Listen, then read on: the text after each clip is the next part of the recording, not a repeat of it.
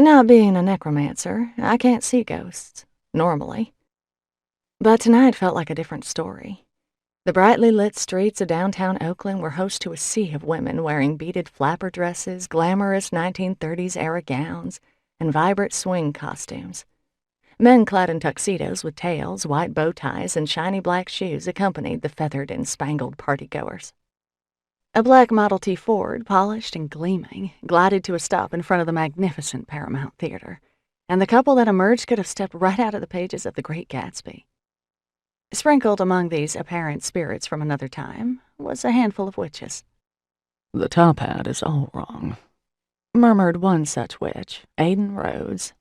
His blue-eyed gaze flickered over the formally attired man who opened the theater door and welcomed us to the Art Deco ball. "Top hats are elegant," I replied. "They're never not right." "But it's not authentic. Top hats were already out of style by the 20s. And, my dear Lily, you of all people should know. The devil's in the details." "I hope you don't mean that literally." I stumbled, shoved from behind. Aidan's strong arms caught me before I toppled off my unfamiliar high heels and plunged down a short flight of stone steps. "Oh, I'm so sorry," exclaimed a young woman as she steadied herself. "It's these dang shoes." "Miriam, you okay?"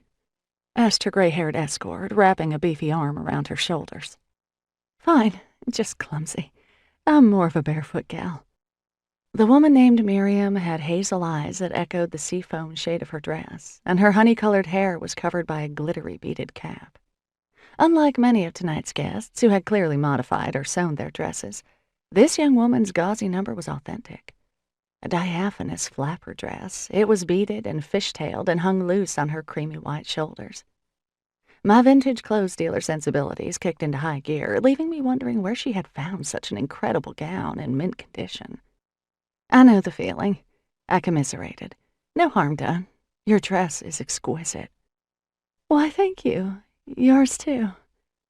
When she smiled, I noticed her expression was warm, yet strangely vacant, off-kilter.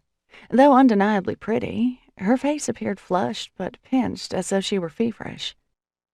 And from the vibrations she gave off, I could sense something was wrong.